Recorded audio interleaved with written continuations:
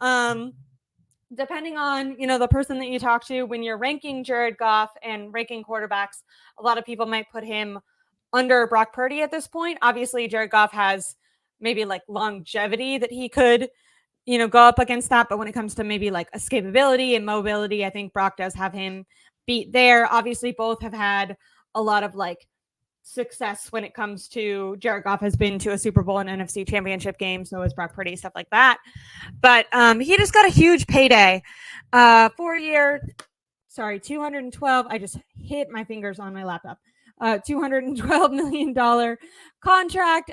It evens out to about $53 million a year, which is kind of high. I think that when we've heard Jed York and other people talk about Brock Purdy, they've thrown out the number $50 million. They're not saying this is exactly what we're going to pay him. It's obviously was just used as like kind of a benchmark number when we're looking at what all quarterbacks and just what the new value is. These things go up as the salary cap goes up.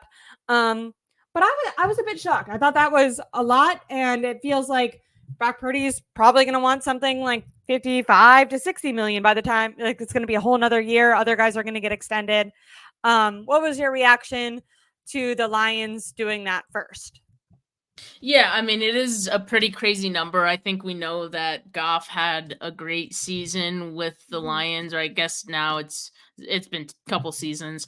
But yeah, I mean, obviously it does have an impact on Brock Purdy's eventual extension. I see this as the floor for Brock Purdy's deal, and it's only the floor right now. Like as you mentioned, there's going to be a couple of other quarterback deals that are going to get done between now and the time that Brock Purdy gets paid that are going to impact, Brock Purdy's eventual numbers. So, I mean, it is a crazy number for Goff, but it's along, what the market for quarterbacks is. And as we know, like the quarterback market is always crazy. You don't necessarily have to even be better than the last guy that got paid. You just have to be next up to get more. Yeah. Like that's how the quarterback market is.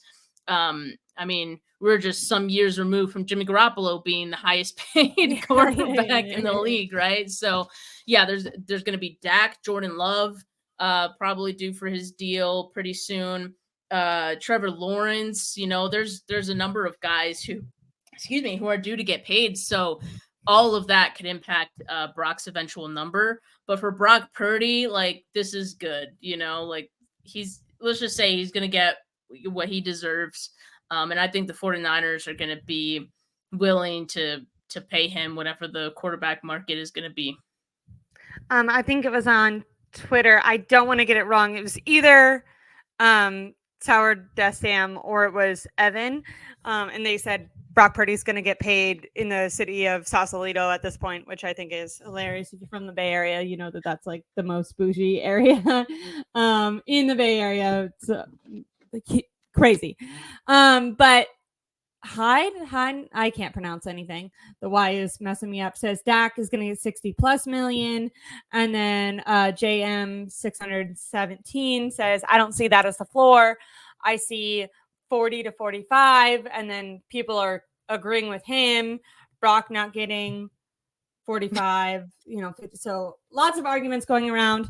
I've heard like this narrative that maybe Brock will accept less. I just don't see that happening. I think he's already played on such a deal. And I think these things like you were saying, like they go off of who was most recently paid. Like you can't just like all of a sudden like no, Brock's agents aren't going to accept that. And I guess the 49ers could say, okay, we're just going to franchise tag you and not pay you or whatever. But the owners have already basically come out and said that they're just going to pay Brock whatever he's worth at the time. So, I mean, obviously he has a really down season. Maybe if there's some, knock on so much wood, I don't want this to happen, but if there's some massive injuries or something and a lot is put on him and he looks way worse or, would be horrible, but maybe if he's injured, I don't know. There's obviously exceptions that could change this, but in the same way as someone was hypothesizing that Dak is just going to pretty much guaranteed get 60 million from somewhere. Same thing goes for Brock Purdy. So I just unfortunately think that that's what the quarterback market is right now. But I will ask you, I have two questions. One, if he gets paid $50 million a year or more, do you think that the 49ers can still win a Super Bowl ring? So that's one question. And then the second question is, do you think that people will judge Brock Purdy differently after he's been paid? Because there is this underlining like narrative now when you're critiquing or praising him that he's like the biggest deal in the NFL right now because he's not even getting paid like $1 million.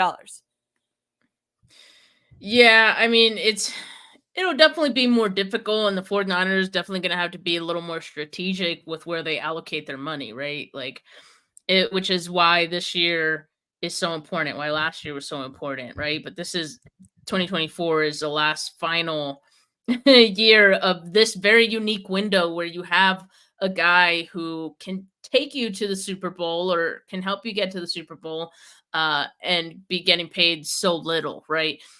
So beyond that, beyond this season, I mean, there are going to be some changes to this team and some foundational pieces that we've grown accustomed to are going to be leaving the team just because like the 49ers, I mean, they can't pay everyone, and certainly with Brock Purdy then under a big deal, it's going to get a little more difficult. This is where drafting becomes like pivotal. Really And important. I Yeah. mean, the 49ers have drafted a lot of the guys that are their foundational pieces today. George Kittle, Debo, Ayuk.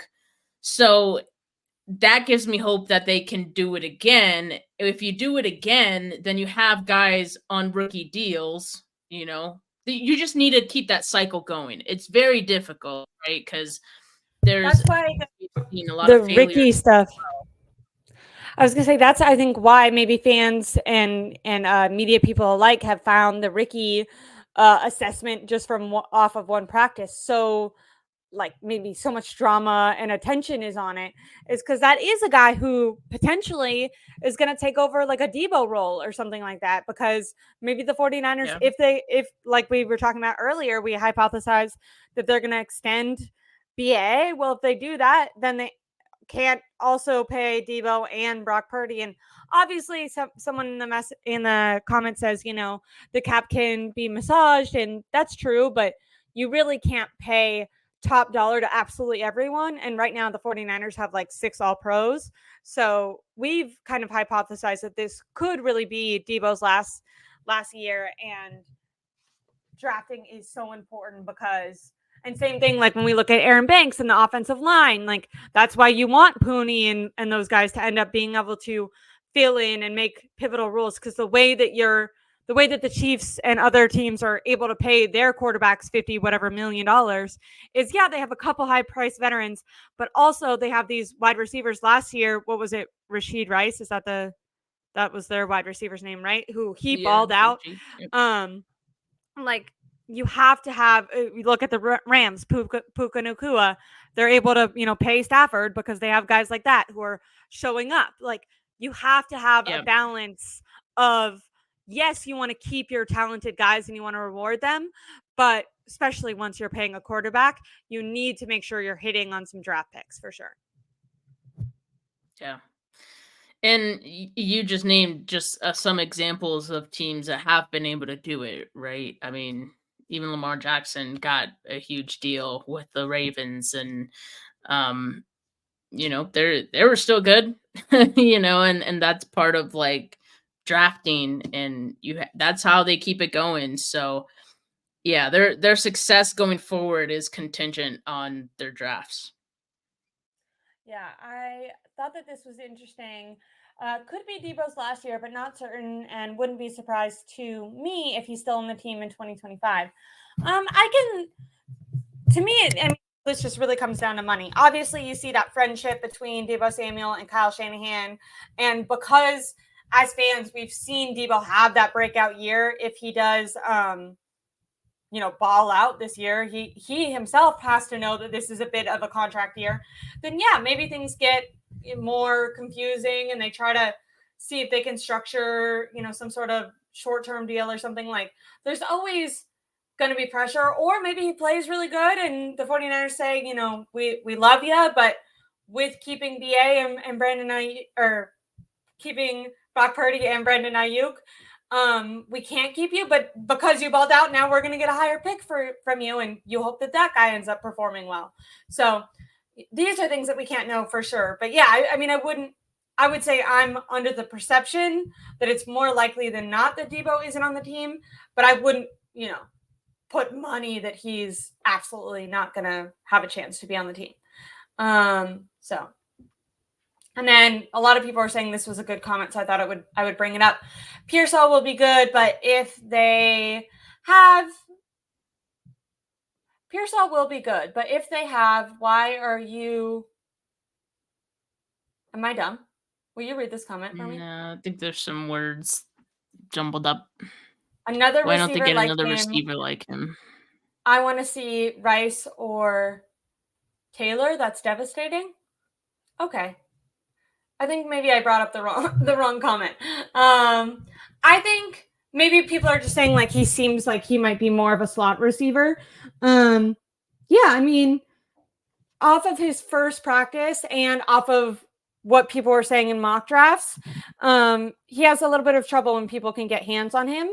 And that's what happened when he went up against Green in his, rookie minicamp. It seemed like he was pretty impressive in drills and did get open sometimes. But when the cornerback when Ronaldo Green specifically got his hands on him, it kind of threw Ricky off his route a little bit. And that was something that was talked about in his write-ups going into the draft. So it'll be interesting to see how that adjusts, because obviously NFL cornerbacks are going to be probably even more physical than Green. Not down in Green. He's just, younger. So, yeah. But, and then the other thing, so do you think it's possible that they can win a ring after Brock Purdy gets his extension? Probably. Yeah. Yeah, it's possible, but like I said, it's chances go down. Going to be dependent on how they draft. Going to be a new team. I think with this core, like this is definitely this year's in my opinion, last chance with this main core. But yeah, I think that they can, whether it's through drafting or bringing in other guys, the chance won't go away. I think it'll just be a bit harder. And then my final question with that was, will you judge Brock Purdy differently?